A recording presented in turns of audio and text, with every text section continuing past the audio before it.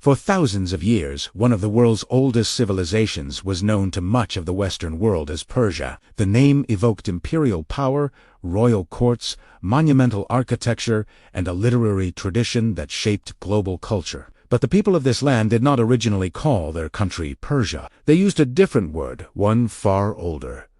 The story of how Persia became Iran is not about a simple name change. It is about identity, language, politics, and power.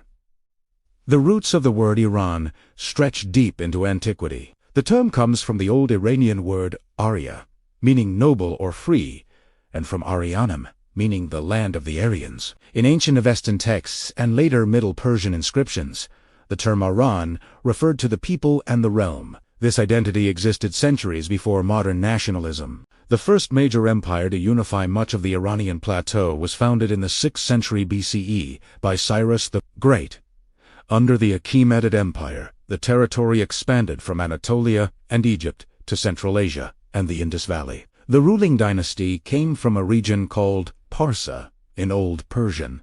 When Greek historians, such as Herodotus, encountered this empire, they referred to it as Persis, derived from Pars. Over time, the Greek term evolved into Persia, and this became the dominant name used in Europe. The important detail is this.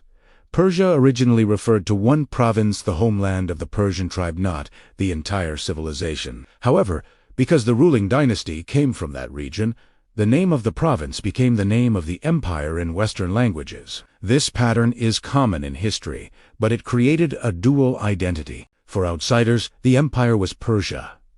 For insiders, it was connected to Iran. After the conquest of the empire by Alexander the Great, the political structure collapsed, but cultural continuity remained. The Seleucids, Parthians, and later the Sasanian dynasty ruled the region. The Sasanian rulers in particular used the title King of Kings of Iran and Anan, meaning ruler of Iranians and Nani. This is critical evidence that the name Iran was not invented in the 20th century. It was embedded in imperial ideology more than 1,500 years earlier. When the Arab Muslim armies conquered the region, in the 7th century the political order changed dramatically. Yet Persian language and culture did not disappear.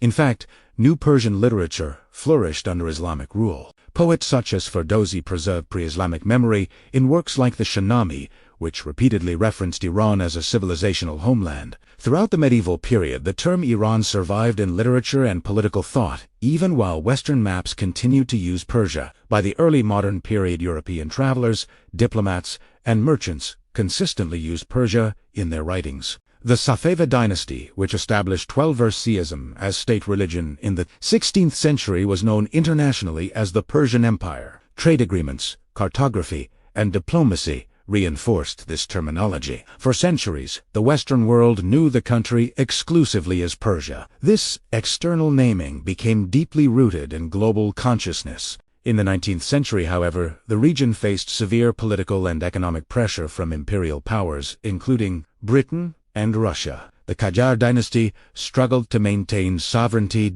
Foreign influence over oil, trade, and infrastructure increased.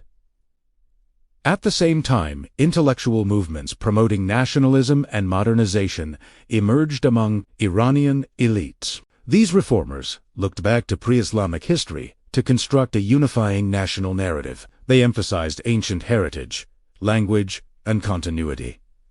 In 1925, a military commander named Reza Shah Pahlavi seized power and founded the Pahlavi dynasty. Reza Shah aimed to modernize and centralize the country. He reformed the army, expanded infrastructure, restricted tribal autonomy, and promoted a strong centralized state. He also encouraged a revival of pre-Islamic symbolism as part of national identity. In his view, the name Persia was limiting because it referred primarily to one ethnic group within a diverse country. The state included Persians, Azeris, Kurds, Lurs, Baluch, and many others. The broader historical term Iran better reflected the collective identity of all Iranian peoples. In 1935, during the celebration of Reza Shah formally requested that foreign governments use the name Iran in diplomatic correspondence instead of Persia. This was not an internal renaming, since Iranians had long used the word Iran domestically. It was an external standardization, a demand that the international community adopt the indigenous name. The global reaction was mixed.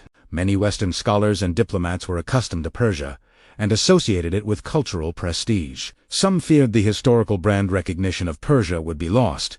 Nevertheless, official diplomatic usage gradually shifted to Iran. During World War II, some Allied leaders briefly preferred Persia for clarity because of confusion between Iran and Iraq, but the official name remained Iran. In the 1950s, under Mohammad Reza Pahlavi, both Persia and Iran were considered acceptable in certain cultural contexts, but Iran was firmly established as the state's official international name. The distinction that remains today is primarily contextual. Iran refers to the modern political state. Persian refers to language, culture, art, and heritage. The language is Persian, also known as Farsi. The cultural tradition is Persian civilization. The carpets, miniatures, and poetry are Persian. But the country is Iran.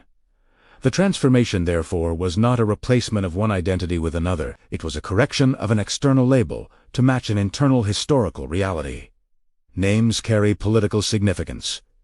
They signal sovereignty and self-definition. By insisting on Iran, the state asserted continuity with ancient Urnshar rather than a provincial Greek term that had dominated Western discourse for centuries. Persia did not vanish.